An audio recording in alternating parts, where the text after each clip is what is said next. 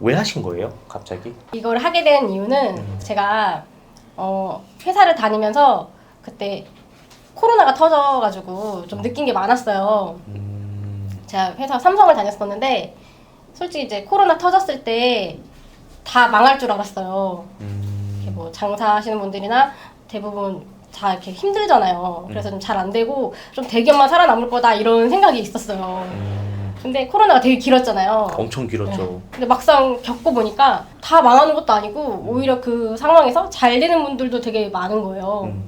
제가 그 형부만 봐도 유튜브 되게 잘 되시고 또 주변에 주식하시는 분들도 잘 되는 분들이 되게 많았어요. 결국엔 직장 생활하는 우리만 네. 잘 안 되고 있는 거야. 여기만 바라보고 있었는데 이게 정답이 아니겠다. 자, 그러면 다음 질문 한번 해볼게요. 8개월 됐습니다.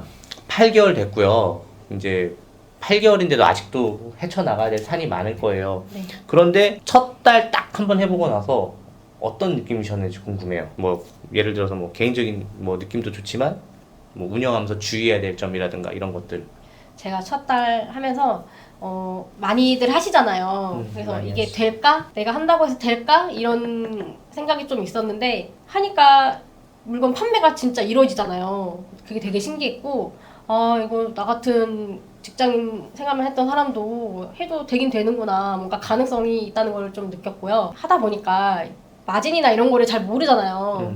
처음에는. 한 40% 잡아도 되게 높게 잡는 것 같고 좀 그렇더라고요. 그래서 마진을 30% 잡고 좀 올렸어요. 솔직히 뭐 이 가격으로 누가 사겠어 이러면서 30%로 해서 이제 알리에서 이렇게 올렸는데 그게 알리에는 이제 배송비 붙는 제품들이 있잖아요. 네. 그러니까 막 제품가가 2달러밖에 안 하는데 배송비가 2달러예요. 그러면은 마진을 30% 붙여도 이게 손해죠. 손해인 네. 거예요. 이런 게 되게 많았어요. 다 30%를 올려가지고.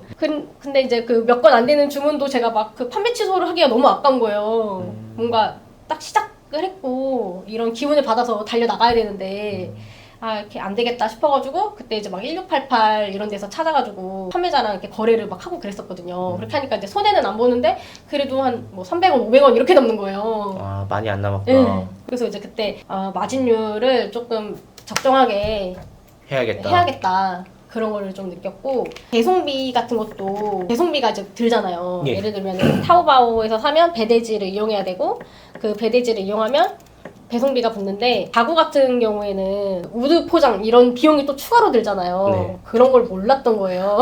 그렇죠. 처음에는 그냥 노출돼 있는 네. 배송비만 생각을 하게 되고 또 그렇게 될 수 네. 있죠. 그래서 가구를 뭐 30만 원짜리 팔아도 실제로 남는 거는 10,000원? 뭐 이렇게 되고 현타 왔겠다. 초반에. 그렇죠. 그래서 진짜 마진을 잘 설정해야겠다 이런 걸 좀 느꼈어요. 뭐 CS나 이런 걸로는 어렵거나 그런 건 없으셨어요? CS는 가장 심하게 들어본 욕. 어따 대고 전화질이야 이래요. 그때가 오. 봉쇄여가지고 제품이 이제 오래 걸릴 것 같다 이렇게 연락을 드렸는데 고객님은 전화를 제가 하는 게 싫었나 봐요. 그래서 어따 대고 전화질이야 이러면서 막 화를 내시는 어떻게 거예요. 알았어? 막 이렇게부터 시작해갖고 막. 내가 알아서 기다려 막 이러는 거예요. 저는 예전에 이랬던 적이 있었어요. 제 재밌는 일화인데 예전에 블랙 프라이데이 때였나? 그때 디즈니에서 엄청 세일을 했었어요. 전 처음에 미국을 시작했거든요. 그래서 인형을 많이 주문을 한 고객한테 보냈는데 그 인형이 오다가 부서진 거예요. 그러니까 부서진 게 아니라 케이스가. 네네. 네, 근데 그 사람은 그 돌 콜렉터여갖고 케이스도 상품이다. 부서지면 어떻게 하냐 그러는 거예요. 그래서 제가 그때 일요일이었거든요. 그때 제가 이제 미혼 때 10년도 넘은 일이죠. 미혼이었는데 그때 이제 제 조그만 그 오피스텔에서 화장실에 갑자기 들어가서 제 전화를 했어요. 죄송하다고. 죄송하다고. 한 30분을 죄송하다고 얘기했어요. 근데 지금 이제 저희 와이프죠. 밖에서 기다리고 있었어요. 근데 이 방음이 안 되는 거야. 몰랐던 거지. 근데 나오니까 울고 있더라고. 진짜요? 네, 싸가죠. 오빠가 왜 이렇게 죄송한지 모르겠다고 내용도 다 들어봤는데 그래서 제가 이랬어요. 내가 돈 힘들게 버니까 돈 좀 작작 써. 그때 기억이 납니다. 예. 어떤 CS가 참 처음 이 일을 시작하는 사람들한테 많은 상처를 주는 것 같아요. 네네. 세상 태어나서 듣도 보도 못한 이야기도 많이 들어보고 네. 예. 그런 부분에서는 속상하거나 그러진 않으셨어요? 좀. 많이 속상하죠. 그쵸. 그리고 모르는 번호로 전화가 오면은 심장부터 두근두근 하는 거예요. 맞아요. 받아야 되나? 그러니까 저는 그냥 010 뭐 이렇게 시작했어요. 012 그땐 016 막 이런 것도 네. 많았는데 그런 거는 괜찮았는데 02로 시작되거나 031로 시작되는 것만 보면은 또 뭐야 또 내가 뭘 뭐, 잘못했나? 내가 뭐 또 잘못했나 그런 게 진짜 많았던 것 같아요. 그런 CS들 뭐 좀 마음에 상처를 주거나 이런 CS들 보면은 그대로 다 받지는 못하잖아요. 우리가 어떻게 네. 대처하세요 보통 그러면? 처음에는 되게 상처 받아가지고 우울하고 막 눈물도 나고 막 이랬었는데 보통 세 가지 유형으로 전화가 많이 오세요. 뭐 언제 와요? 아니면은 뭐 물건이 파손돼서 왔어요. 그다음에 아니면 제가 이거를 좀 사고 싶은데 궁금한 게 있어요. 이렇게 이런 식으로 질문 이렇게 전화가 많이 오는데 배송 언제 와요? 이렇게 하면은 좀 남 탓으로 돌려요. 공세 때도 중국 당국 정책으로 인해서 나는 네. 삼자고 네. 나 때문이 아니라 다른 사람 때문이야 이렇게. 네, 보내주려고 진짜 노력을 하고 있다. 좀 뭐 편법으로 어떻게 몰래 이렇게 안 되는지도 알아보고 있다. 좀 기다려 달라. 인천 생활 물량이 많아가지고 지금 한국 와 있는데 조금만 기다려 주세요. 뭐 이런 식으로 이제 좀 최대한 남 탓으로 하고. 네, 하고 그다음에 파손됐다고 하면은 절반 정도 빼드린다고 하든가 아니면은 아 그래도 싫다고 하시는 분들은 그냥 환불해드리고 뭐 그렇게 해요. 정보는 그냥 어떻게든 업체한테 물어봐서 알려주거나. 아 정보요? 정보 같은 경우에는 예전에는 다 그 진짜 판매하는 판매자한테 알림망만 켜서 대답해줄 때까지 기다리고 이렇게 했었는데 이제는 그냥 비슷한 거 찾아서 대충 보고서 아 뭐 이런 거예요 이런 식으로 안내를 한다던가 아니면 그 고객님이 원하는 그런 요구 사항들이 있어요. 근데 저는 이 기능이 있었으면 좋겠는데 이런 것도 있으세요? 이러면은 솔직히 모르잖아요. 아 그 제 샵에서 검색하시면 제품이 쭈루룩 나오는데 거기서 마음에 드시는 거 한번 보시겠어요? 이렇게. 오, 야 이게 또 상품이 많으면 또 가능할 수 있겠구나. 근데 이렇게 했을 때 그분이 아 근데 없더라고요 이러면은 바로 찾아서 올려요. 그리고 링크를 바로 보내줘요. 8개월 됐어요. 네. 집에 반품도 좀 쌓였나요? 아 많이 쌓였죠. 그거 계속 쌓일 텐데. 네. 반품 같은 경우는 처리를 보통 어떻게 하세요? 처음에는 진짜 못 모르고 그냥 다 집으로 받고 이렇게 했었는데 이게 자꾸 쌓이고 쓸모가 없잖아요. 그래가지고 최대한 안 받으려고 제가 손해를 좀 보더라도 얼마 제가 돌려드릴게요 이런 식으로 그냥 한다던가 안 되면은 뭐 받아서 당근에 팔 때도 있고 진짜 정 안 되겠으면 드림하는 경우도 있고요. 이게 그래도 쌓이는 속도가 더 빠르지 않나요? 네. 그렇죠. 뭐 반품을 처리할 수 있는 프로세스를 내 업무 시간 중에 하나를 넣지는 않으니까. 네. 그리고 거기에 시간 쏟는 게 되게 아깝더라고요. 그리고 당근에 만약에 올린다고 해도 한 번에 바로 거래되는 게 아니라 이렇게 이 사람이 뭐 연락이 왔다가 불발되면 또 다른 사람 올 때까지 기다려야 되고 막 그런 시간 쏟는 게 너무 좀 아까워서 그냥 최대한 안 받으려고 하고 그 자리에서 그냥 아 그럼 고객님 제가 뭐 한 5만 원 다시 빼드릴게요 이런 식으로 하면 어차피 필요하셔서 주문하신 거잖아요. 제가 이렇게 금액적으로 좀 환불해드릴 테니까 쓰실 의향은 없으세요? 이러면 조금 불편하시더라도. 네. 그러면 좀 기다린 시간도 있고 그렇게 큰 하자 아닌 이상은 뭐 마지못해서 알겠다고는 하시지만 뭐 그런 식으로 이제 좀 최대한 안 받으려고 해요. 반품이 주로 부피가 큰 게 많이 쌓이시나요? 네. 그러면 이제 반품이 그렇게 쌓였다라는 거는 주요 판매 카테고리도 약간 그쵸. 좀 부피가 있는 걸 하시는 건가요? 저는 이제 초반에 가구를 못 모르고 올려가지고 가구들이 좀 나가는데 최근에는 이제 침대 프레임 2개 반품 나가가지고 아 진짜. 그러면 주로 판매되는 카테고리는 어떤 거예요? 일단 전자제품 쪽이랑 가구 그리고 이제 최근에 애견용품 이런 것들 좀 잘 나가는 것 같아요. 애견이요? 네. 의외네요. 애견이 또 기다릴 수 있는가 봐요. 이런 카테고리를 선택해서 파시는 이유가 따로 있으실까요? 전자제품 같은 경우는 원체 많잖아요. 그리고 이제 좀 가격적으로 저렴하니까 많이들 찾으시는 것 같고요. 가구도 한국에서 사는 것보다 직구로 사면 조금 저렴하니까 많이들 구매를 하시는데 이게 운송 중에 조금 스크래치 나거나 뭐 찍히면은 되게 그거 가지고 반품하시겠다고 하시는 분들도 되게 많고 이래가지고 가구 같은 거는 좀 스트레스가 되게 심해요. 근데 한번 이렇게 매출이 나면 금액이 크니까 하기는 하는데 그게 좀 스트레스가 되고요. 애견용품 같은 경우에는 제가 관심이 많아가지고 이렇게 하다 보니까 그쪽으로 좀 판매가 되는 것 같아요. 애견용품 같은 경우도 계속 신상이 나오고 새로운 디자인이 나오고 아예 없었던 상품이 나오기도 하나요? 그런 것 같아요. 근데 저는 어디 업소에서 쓸만한 것들 있잖아요. 큰 거. 없어? 네. 이번에도 강아지. 네. 맞네. 강아지 그 그쵸? 울산 그 초등학생 그 물려갖고 그거 그런 것 때문에도 또 사회적인 이슈를 보고 또 올리는 그런 또 소싱법을 또 저는 개인적으로 전자제품, 그러니까 생활 전자제품이 잘 팔리는 이유가 저는 그건 것 같아요. 삼성, LG에서 만들진 않잖아요, 솔직히. 대부분 우리 뭐 오화라든가 이런 업체들이 대부분 중국에서 수입해갖고 패키징만 해갖고 대부분 갖고 오잖아요. 물론 자사 국내에서 만드는 것도 있지만 이제 그런 상품들이 거품도 끼고 비싸고 그리고 그런 노출을 통해서 아 이런 상품이 있다라는 거를 알게 되고 그럼 중국에서 사볼까? 라고 하신 분들이 많아서 네. 오히려 요즘에 이렇게 독립적인 소형, 중소형 브랜드들이 진짜 열심히 활동을 해주니까 네. 그게 이제 또 구매 대행으로 유입이 되는 게 아닌가 생각도 네. 좀 하는데 어떻게 생각하세요? 그런 것도 있고요. 그리고 제 생각에는 중국이 예전 중국과는 좀 다른 것 같아요. 제품 질이 좀 괜찮게 만드는 것도 꽤 있더라고요. 그래서 이제 그런 것도 판매가 잘 되는 것 같고. 사람들이 좀 인식이 좀 많이 바뀐 것 같다는 생각도 좀 들어요. 저도 그랬어요. 좀 중국 하면 왠지 안 좋을 것 같고 막 한두 번 쓰면 고장나서 버릴 것 같고 좀 그랬었는데 막상 또 이 일을 해보니까 물건 괜찮은 것도 괜찮더라고요.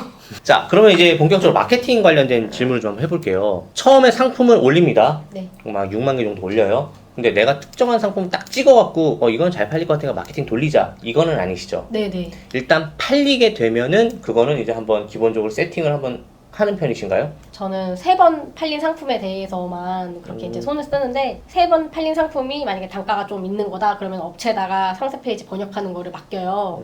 근데 뭐 단가가 10,000원대, 20,000원대다 이러면은 제가 그냥 금방 하거든요. 번역해서 올리고 동영상을 구해요. 그래가지고 그거를 GIF로 만들어서 상세 페이지에 넣어주고 최대한 좀 눈을 이렇게 잡아 끌 수 있게끔 이목을 끌 수 있게끔 막 꾸며주고 동영상 같은 것도 이제 타오바오나 이런 데서 이제 찾아서 구하는데 그거를 그 고객님이 주신 영상이라고 제품 써보시고 마음에 들어서 고객님이 주신 영상입니다 뭐 이런 식으로 이렇게 해서 올려요. 자, 그러면 그렇게 이제 3개 정도 팔린 상품에 대해서는 작업을 하는데 네. 키워드들도 혹시 세팅을 다시 한번 하시나요? 쿠팡 같은 경우에는 제목은 안 건드리고 키워드 20개 넣잖아요. 그거 좀 다시 봐주고 옵션명 같은 것도 이게 대량으로 올리는 거 좀 엉망으로 올라가요. 그런 것 좀 봐주고요. 스마트 스토어 같은 경우에는 제목부터 다시 해줘요. 다시 이렇게 잡아주고 그 속성이랑 이런 거 다 다시 다시 다 집어넣고 네. 그렇게 되면 조금 더 팔리나요? 네. 되게 좋은 팁이다. 3개 이상. 네. 1개만 팔리면 안 돼요? 네. 2개?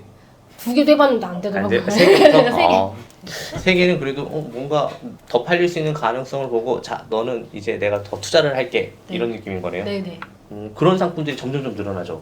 네, 좀 많이 늘어난 것 같아요. 근데 이게 제품 수가 많으니까 이 카테고리에서만 있는 게 아니라 막 여러 가지 카테고리에서 이렇게 하나하나씩 있으니까 이거를 다 전문적으로 제가 알지 못하잖아요. 그러니까 거기서 오는 또 부담도 있어요. 전화 와서 뭐 물어보거든요. 이거는 제가 뭐 하려고 하는데 이거 말고 비슷한 거 좀 추천해주세요. 이러는데 몰라요. 예, 잠시만요. 이러면서. 구매 대행하는 사람들이 다 그렇죠 뭐. 모든 상품을 다 알 수도 없는 거고. 아까 말씀하신 게 입점한 플랫폼 중에서는 쿠팡이 가장 잘 나온다. 약 네. 70% 네. 이상의 매출이 쿠팡에서 나온다라고 말씀을 하셨는데 본인이 생각할 때는 쿠팡에서 왜 매출이 잘 나오는 것 같아요? 일단 검색을 했을 때 제품이 잘 나오고 그리고 구매하기가 쉽잖아요. 그쵸. 트래픽이 많이 높으니까 또 고객도 많고. 구매하기도 쉽고 그리고 코로나 때문에 로켓이랑 이런 게 되게 쿠팡에 많이 몰렸잖아요. 그러다 보니까 쿠팡에 익숙해서 그런 것 같아요. 트래픽이 가장 네. 높다. 근데 최근에 쿠팡이 그 판매자들에게 불리한 정책들이 많이 나오고 있잖아요. 묻지마 반품이라든가. 예. 그거는 지금 어떻게 대응하고 계세요? 그래서 반품이 되게 많이 있었는데 그 정책상 뭐 10만 원 아래고 그다음에 뭐 반품 택배사 계약 코드 등록이 안 돼 있으면은 뭐 자체 폐기해 주세요. 뭐 이런 식으로 안내를 한대요. 그러다 보니까 그 물건을 올릴 때 좀 제대로 된 물건을 올리고 싶은 마음도 좀 생기고 근데 반품은 사실 그 고객님이 배송 기다리다가도 못 기다리겠으면은 반품 요청을 하는데 사유를 다 판매자 부담 이런 식으로 하니까 이제 좀 억울하게 먹는 부분도 있잖아요. 그런 거는 이제 뭐 쿠팡한테 확인 요청해서 좀 얘기한다던가 아니면은 다시 고객님한테 연락을 해본다던가 이런 식으로 그냥 하고 있어요. 딱히 방법이 없네요. 쿠팡의 비중이 높아서 네. 어떻게 대응하는지 좀 여쭤보려고 했었던 거고요. 이게 저도 좀 고민이에요. 다른 분들도 그런 고민이 많이 올라와요. 저도 뭐 어떻게 대답을 해줘야 될지 모르겠어요. 이거는 진짜 우리가 가져야 되는 그냥 안고 가야 되는 문제인 건가 싶기도 하고 혹시 뭐 이거를 대비해서 또 다른 계획을 갖고 있거나 그런 건 없으세요? 반품이요? 아니요. 쿠팡이 이제 비율이 높으시잖아요. 네네. 그러면 쿠팡 비중이 높다라는 거는 쿠팡한테 휘둘릴 수 있는 가능성이 높다는 뜻이잖아요.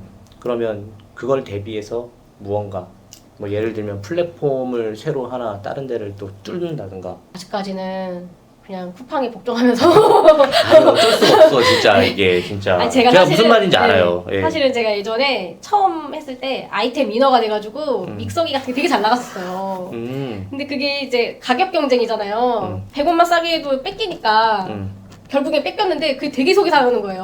엄청 속상해져. 잘 나가다가 없어지면은. 그것도 첫 달에 그랬거든요. 그래가지고 이걸 그만하고 싶다 이런 생각이 드는 거예요.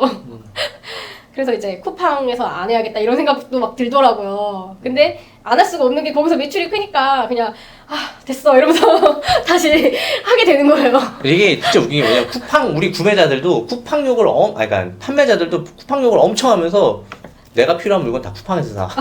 맞아요. 저도 그래요.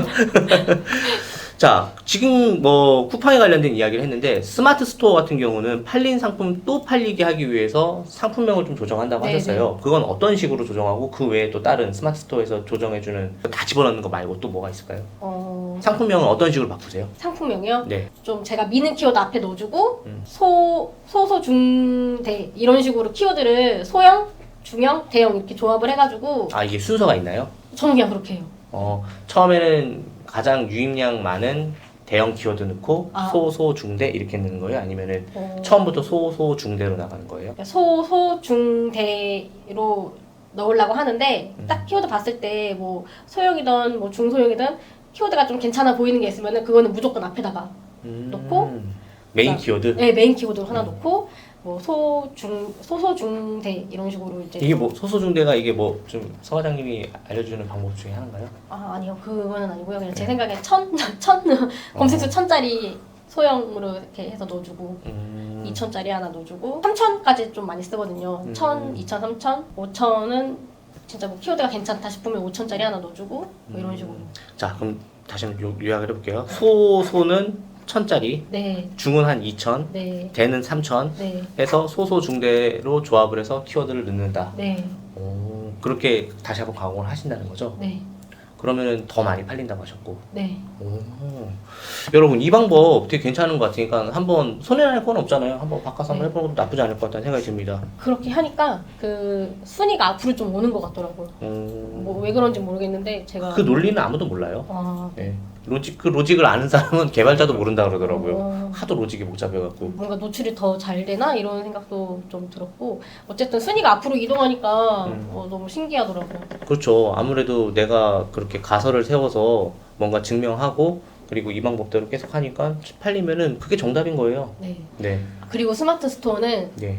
넥스트 엔진으로 뿌려서 판매처를 최대한 많이 묶어가지고 판매처를 최대한 많이 묶어주거든요. 그럼 앞으로 또 가고. 앞으로 또 가더라고요. 네. 약간 넥스트 엔진으로 이제 내 상품끼리 다 묶어버리게 되면 네네. 그럴 수가 있죠. 하긴 이게 사업자가 많으니까 그게 가능하겠다. 네, 저는 그 사업자 다 그 10대 마켓에 입점을 다 시켜놔가지고 한번 묶으면 57개 이렇게 되더라고요. 우와. 자, 좋습니다. 중국 구매 대행 하면요.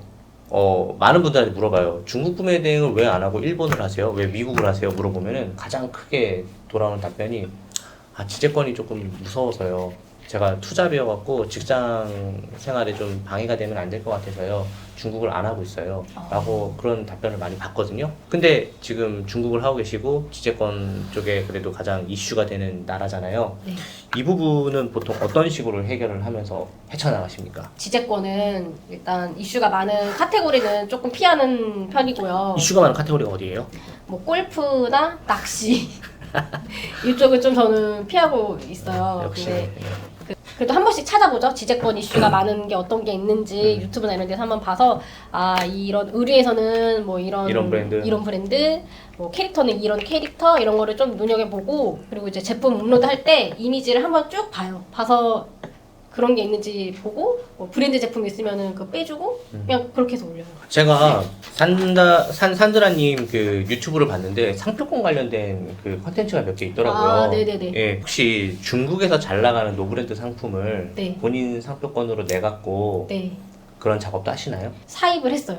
네, 중국 제품을 사입을 해서 제 그걸로 막 붙여서 팔아보고 싶어가지고 그래서 이제 상표권 출원을 한번 셀프로 해봤는데 그게 오래 걸리잖아요. 그래서 이제 두 번째 사입도 할 생각이 있어가지고 두 번째 사입에 관련된 그런 상표명은 그 맡겼어요. 맡겨가지고 우선 심사? 네, 하긴 했는데 뭔가 좀 저도 그렇게 해보고 싶은 욕심이 생겨가지고 국내 재고를 가져오는 게 아니라 현재 재고를 네. 두고 하시는 거죠? 아니에요? 갖고 국내를 왔어요. 갖고 와서? 네. 아, 그래서 상표권 이야기가 있었군요? 네네. 아, 예. 알겠습니다. 저, 이제 좀, 어떻게 보면은, 이제 사업적인 이야기보다도, 이제 본인의 이야기를 좀 한번 해보려고 하는데, 아이가 몇 명이에요? 둘이요. 아들, 딸? 아들, 아들? 네, 딸 아들인데 딸 아들이요? 예, 6살, 4살이에요. 6살, 4살이요? 네. 저는 9살, 6살, 3살이거든요. 애가 셋이에요. 어쩌다 보니까. 그렇게 전업을 하시면서, 그 뭔가 대표님은 아이가 둘 키우고 전업이시지만 그래서 하루 일과가 좀 궁금해요. 왜냐면 비슷하게 지금 이 일을 꿈꾸고 계신 분들 중에서 그 아이가 있는 분들이 많거든요. 저는 이제 아침에 아이들 어린이집 등원을 시키고 최근에 사무실을 구했어요. 오. 그래서 이제 사무실 가면은 9시에서 한 9시 반 정도 되거든요. 그러면 그때 이제 주문 들어온 거 주문 처리를 오전 안에 다 끝내요. 한 2시간에서 2시간 반 정도 걸리고 그러면서 이제 틈틈이 CS 전화 오는 거 받고 전화 한 번씩 뭐 할 거 있으면 해주고 그렇게 하고 그다음에 택배 보낼 거 있으면 미리 딱 준비해놓고 그리고 밥 먹고 다시 일을 시작하면 1시? 1시 반 정도 되거든요. 그럼 이제 그때부터는 좀 집중 있게 할 거 뭐 상세 페이지 번역이라든가 아니면 뭐 제품 소싱이라든가 그런 것들을 이제 오후에 좀 집중 있게 하고 저녁에 5시까지 그렇게 일을 한 다음에 퇴근해서 아이들 이제 학원 시키고 몇 시에 퇴근하세요? 퇴근이요? 네. 5시요. 5시? 네. 생각보다 어린이집에 빨리 보내시네요. 좀 늦게 보내고 제가 출근을 늦게 하면은 한 10시 정도 되잖아요. 그러면은 고객님들 막 전화가 와요. 내가 문의글 남겼는데 연락도 없고 막 이런 전화가 많이 와가지고 그냥 좀 일찍 가서 확인하고 할 거는 빨리빨리 처리하자 그 생각으로 좀 그렇게 하고 있어요. 그러면 이제 딱 하원을 하고 이제 집에 오면은 그때부터는 육아를 하신 다음에 네. 이후에는 또 일을 하시나요? 네. 또? 네. 원래는 이제 집에 있을 때 애들이 집에 있을 때 막 이렇게 컴퓨터 켜서 일을 하고 그랬었는데 집중도 안 되고 애들도 되게 서운해하고 그래서 애들 있을 때는 애들한테 집중을 하자 그래가지고 그때는 이제 애들 잘 때까지는 안 해요. 안 하고 이제 애들 자면은 일어나서 이제 오전에 뭐 주문 처리할 때 품절돼서 주문 못했다 이런 것도 이제 찾아야 되잖아요. 이렇게 시간 걸리는 거는 이제 그때 한다던가 아니면은 다 못했던 거 뭐 번역이라든가 이런 거는 이제 또 마무리 지을 거는 그때 하면서 밤에 하면서 이제 강의 같은 거 그런 거 막 듣거든요. 들으면서 이제 같이 막 하는데 그때 투트링 강의 많이 들었어요. 제 거요? 네. 동영상 틀어놓고 그냥 라디오 듣듯이 아, 유튜브 네, 제 거요? 유튜브에. 아유, 많이 들었어요. 쑥스럽네요. 과장님 것도 좋은 게 많은데. 민망하죠. 뭔가 가족이 설명하는 거를 때 듣기가 좀 민망하지 않나요? 저는 들을 때는 괜찮은데 막상 만나잖아요. 그러면 어색한 거예요. 아니 저희 와이프는 제 걸 구독을 안 했어요. 아 진짜요? 네, 왜냐면 너무 어색하대요. 저 사람이 지금 쓸데없는 거를 왜 저기서 얘기하고 있지? 이런 느낌을 받는다 해서 못 보겠다 그러더라고요. 자, 그러면 이제 본격적으로 이제 한 가지 질문이 남았는데요. 이제 대표님한테 한 가지 궁금한 게 있어요. 직장을 다니다가 퇴사를 하고 경력 단절이 되신 수많은 우리 진짜 정말로 능력 있는 우리 경단녀들 주부분들이 계세요. 그분들이 온라인 사업에 이제 산드라님처럼 관심을 갖게 돼서 시작을 하고 싶은 분들이 계실 건데 도무지 이것도 걸리고 저것도 걸리고 하면서 시작을 못 하시는 분들이 많으실 거란 말이죠. 그분들에게 혹시 한마디 해주시거나 아니면 어떻게 접근을 하면 좋을지에 대해서 좀 이야기 좀 해주세요. 제일 먼저 드리고 싶은 말씀은 온라인상에서 소통할 수 있는 나의 영역을 하나 정도는 만드시기를 정말 추천드리고요. 그게 뭐죠? 소통을 할 수 있는 영역?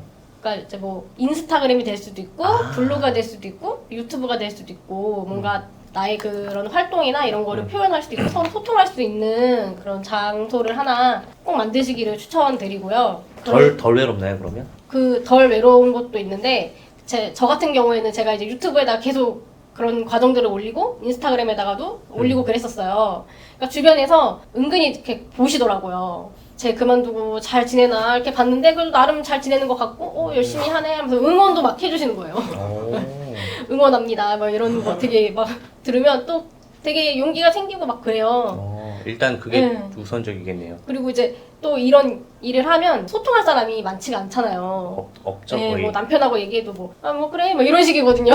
별로 막 시큰둥해요. 근데 이제 그런 걸 만들면 좀 비슷한 사람들이 모이잖아요. 그러니까 얘기할 수 있는 사람도 생기고 좀 괜찮은 것 같더라고요. 그리고 저도 유튜브를 하게 돼가지고 투트레님 초대해 주셔서 이렇게 나올 수 있게 된 아니에요. 그런 거 이렇게 좀 자기만의 온라인상의 영역을 만드셔서 소통할 수 있는 그런 거를 한번 꼭 활용해 보시길 바라고요. 온라인에서 해외 구매 대행을 바로 시작하기는 좀 무리가 있고 아무래도 이런 거를 이렇게 모르신다고 하면 좀 공부를 하실 필요는 있는 것 같아요. 그래서 이제 판매에 대해서 뭐 요즘 유튜브나 이런 거 잘 되어 있으니까 강의 영상 같은 거 한 번씩 보시면서 접근하기 쉬운 뭐 국내 위탁이라든가 그런 식으로부터 이렇게 간단하게 작게 시작을 해서 좀 주문 들어오고 발주 처리하는 그런 재미를 느끼면서 이게 좀 되겠구나 그런 가능성 보시면 좀 다른 걸로 파이프라인을 넓혀 가시는 것도 하나의 방법이지 않을까 싶고요. 그리고 꼭 뭐 쿠팡에서 판매만 하는 게 정답이 아닐 수 있잖아요. 요즘에 인스타그램 공부나 이런 것도 되게 많으니까 자신한테 맞는 거를 조금 많이 알아보시고 하시는 게 좋을 것 같아요. 이거 말씀하시는 거 들어보니까 8개월 동안 굉장히 많은 고민과 굉장히 많은 진짜 고생도 많이 하시고 잘 해보려고 하신 게 정말 많이 느껴져요. 근데 뭐 회사를 다니고 그만두고 이걸 시작하고 또 다시 처음부터 시작하는 게 쉽지 않았을 텐데 정말 대단하신 것 같아요. 감사합니다. 네, 우리 와이프도 좀 이렇게 좀 해줬으면 좋겠다는 생각이 드네요. 자, 오늘 촬영 어떠셨어요? 저 정말 영광이고요. 진짜 아닙니다. 연예인 보는 기분이고요. 정말 초대해 주셔서 감사합니다. 아닙니다. 서 과장님한테 안부 좀 잘 전해주세요. 네네. 여기 와서 생각보다 잘해줬어요. 자, 그러면 우리 오늘 촬영을 마치고자 하는데요. 모든 경단녀들 그리고 육아를 하고 계신 주부님들 우리 산드라님 보시고 많은 용기를 얻으시고 한번 시작해 보십시오. 자, 그럼 오늘 영상을 여기서 모두 마치도록 하겠습니다. 감사합니다. 감사합니다.